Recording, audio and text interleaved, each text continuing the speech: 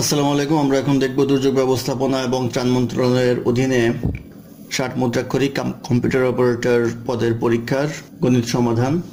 অঙ্ক শুরু হবে 49 নম্বর অঙ্ক দিয়ে। 49 নম্বর অঙ্ক ছিল x অনুপাত y ইকুয়াল টু 5 অনুপাত 3 হলে 8x মাইনাস 5y অনুপাত 8x plus 5y equal to কত। x অনুপাত y ইকুয়াল টু 5 অনুপাত 3, তো এটাকে লেখা যায় হচ্ছে x by y equal to 5/3। আমাদের লাগবে হচ্ছে 8x, তাহলে 8 দ্বারা গুণ করব, আর 5y 5 দ্বারা গুণ করব। উপরেও 8 দ্বারা গুণ করব, নিচে 5 দ্বারা গুণ করব। এটা কাটাকাটি যায়, সেই ক্ষেত্রে থাকবে হচ্ছে 8/3। তো এটাকে যদি আমরা বিয়োজন যোজন করি তাহলে 8x minus 5y divided by 8x plus 5y equal to লেখা যায় 8 মাইনাস 3 ডিভাইডেড বাই 8 প্লাস 3। এটা করলে আসে হচ্ছে আমাদের 5 আর নিচে আসে 11, অর্থাৎ 5:11 হবে নির্ণয় অনুপাত। এটি হবে এই প্রশ্নের উত্তর। তারপর অঙ্ক নাম্বার 50। নাম্বার 50-এ বলা আছে 1 minus 2x is smaller than or equal to 3, অসমতার সমাধান করো। তো এটা করতে গেলে minus 2x smaller than or equal to 3 minus 1, বা minus 2x smaller than or equal to, বিয়োগ করলে আসবে 2। এবার সব পক্ষে দুই পাশেই 2 দ্বারা ভাগ করলে আমরা পাবো minus x smaller than or equal to 1, বা মাইনাসটা ওদিকে নিয়ে গেলে সাইনটা চেঞ্জ হয়ে যাবে, আসবে এমন -1, অর্থাৎ x is greater than or equal to -1। এটি হবে এই প্রশ্নের সমাধান। তারপর অঙ্ক নাম্বার 51। নাম্বার 51-তে বলা আছে 2x square plus 3x minus 2 equal to 0 সমীকরণটি সমাধান করো। তো এটা সমাধান করতে গেলে মিডল টার্ম করতে হবে, 2 দুগুণে 4, সেই ক্ষেত্রে plus 4x minus x minus 2 equal to 0, বা 2x যদি কমন নেই তাহলে x প্লাস 2 মাইনাস 1 কমন নিলে x প্লাস 2 ইকুয়াল টু 0, বা x plus 2 into 2x minus 1 equal two 0। তাহলে লেখা যায় x প্লাস 2 ইকুয়াল টু 0, তাহলে x ইকুয়াল টু আসবে হচ্ছে -2। আবার লেখা যায় 2x মাইনাস 1 ইকুয়াল টু 0, তাহলে x ইকুয়াল টু আসবে হচ্ছে 1/2। তাহলে 1/2, -2 হবে নির্ণয় সমাধান। এটি হবে প্রশ্নের উত্তর। তারপর অঙ্ক নাম্বার 52। নাম্বার 52-তে বলা আছে একটি কোণ তার পূরক কোণের অর্ধেক হলে কোণটির মান কত। তো একটা কোণ ধরি x, তার পূরক কোণের অর্ধেক, অর্থাৎ এটা হচ্ছে 2x এবং x এই দুইটা মিলে হবে হচ্ছে পূরক কোণ, যেহেতু 90 ডিগ্রি, তাহলে এটাকে লেখা যায় 3x ইকুয়াল টু 90 ডিগ্রি, বা x ইকুয়াল টু লেখা যায় হচ্ছে 30 ডিগ্রি। তাহলে নির্ণয় কোণের মান হবে 30 ডিগ্রি। এটি হবে প্রশ্নের উত্তর। তারপর অঙ্ক নাম্বার 53। নাম্বার 53-তে বলা আছে 3টি ক্রমিক সংখ্যার গুণফল তাদের যোগফলের সমান, বড় সংখ্যাটি কত। 3টি ক্রমিক সংখ্যা ধরে নেই x প্লাস 1 এবং x প্লাস 2। তাহলে প্রশ্ন মতে বলা আছে এই কটা যোগ করলে, অর্থাৎ x plus 1 plus x plus 2 সমান সমান হবে তাদের গুণফল, অর্থাৎ x plus 1 into x plus 2। এই আসবে ইকুয়েশনটা। এটা করলে আসবে হচ্ছে 3x প্লাস 3, আর এটা আসবে x into x plus 1 into x plus 2, বা এখান থেকে যদি আমরা 3 কমন নেই, 3 কমন নিলে আসবে হচ্ছে x plus 1 equal to x into x plus 1। x plus 1 আর x প্লাস 1 কাটাকাটি যাবে, সেক্ষেত্রে থাকবে 3 equal to x into x plus 2, বা 3 equal to x square plus 2x। এটিকে যদি আমরা এক সাইডে নিয়ে আসি তাহলে x square plus 2x minus 3 equal two 0, বা মিডল টার্ম করলে x square plus 3x minus x minus 3 equal two 0, বা x কমন নিলে x প্লাস 3 মাইনাস 1 কমন নিলে x প্লাস 3 ইকুয়াল টু 0, বা x plus 3 into x minus 1 equal two 0। তাহলে x equal to লেখা যায় -3, আবার x equal to লেখা যায় 1। আমাদের জিজ্ঞাসা করা হয়েছে বড় সংখ্যাটি কত। তো অপশন থেকে দেখা যায় বড় সংখ্যাটি হচ্ছে x প্লাস 2, তাহলে লেখা যায় হচ্ছে 1 প্লাস 2 ইকুয়াল টু 3। এই 3 হবে বড় সংখ্যাটি, 3 হবে এই প্রশ্নের উত্তর। তারপর অঙ্ক নাম্বার 54। নাম্বার 54-তে বলা আছে x minus y equal two 0 হলে x cube plus y cube equal to কত। তো এখান থেকে লেখা যায় x ইকুয়াল টু y, সেই ক্ষেত্রে x কিউব, y কিউবের জায়গায় লেখা যায় আবার x কিউব ইকুয়াল টু হবে হচ্ছে 2x কিউব। এই 2x কিউব হবে এই প্রশ্নের উত্তর। তারপর অঙ্ক নাম্বার 55। নাম্বার 55-তে বলা আছে একটি খাতা 36 টাকায় বিক্রি করলে যত ক্ষতি হয় দ্বিগুণ দামে বিক্রি করলে তার দ্বিগুণ লাভ হয়, খাতাটির ক্রয় মূল্য কত।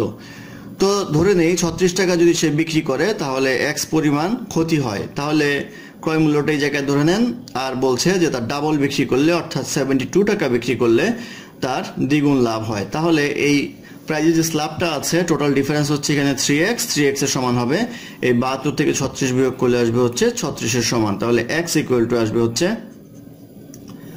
12। এখন এটা ক্রয় মূল্য বের করতে হবে, সেক্ষেত্রে 36-এর সাথে 12 যোগ করতে হবে, আসবে হচ্ছে 48 টাকায়। 48 টাকা হবে ক্রয় মূল্য।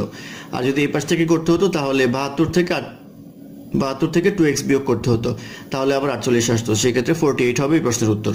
তারপর অঙ্ক নাম্বার 56। নাম্বার 56তে বলা আছে cos theta equal to half হলে থিটা ইকুয়াল টু কত? cos থিটা হাফ হলে আমরা লিখতে পারবো cos 60 ডিগ্রি, তাহলে থিটা ইকুয়াল টু আসবে হচ্ছে 60 ডিগ্রি। 60 ডিগ্রি হবে এই প্রশ্নের উত্তর। তারপর অঙ্ক নাম্বার 57। নাম্বার 57তে বলা আছে 1, 3, 6, 10, 15, 21, তারপরে নাম্বার কত? তো এই দুটো ডিফারেন্স দেখেন 2, এই দুটো ডিফারেন্স 3, এই দুটো ডিফারেন্স 4, এই দুটো ডিফারেন্স 5, এই দুটো ডিফারেন্স 6, তাহলে এই দুটো ডিফারেন্স হবে 7, তাহলে 21 প্লাস 7 আসবে হচ্ছে 28, তাহলে 28 হবে এই প্রশ্নের উত্তর। তারপর নাম্বার 58। 58তে বলা আছে 50 থেকে 100 পর্যন্ত মৌলিক সংখ্যা কয়টি? তো 50 থেকে 100 পর্যন্ত মৌলিক সংখ্যা হচ্ছে 53, 59, 61, 67, 71, 73, 79, 83, 89, 97। এই হচ্ছে 10টা, এই 10টা হচ্ছে মৌলিক সংখ্যা, 10 হবে এই প্রশ্নের উত্তর, এটা অপশনে নেই।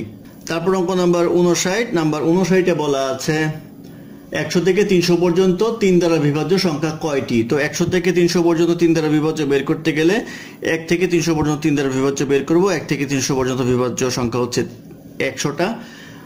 আর যদি আমরা বের করি 1 থেকে 100 পর্যন্ত বিভাজ্য 3 দ্বারা বিভাজ্য সংখ্যা, তাহলে আসবে হচ্ছে 33টা।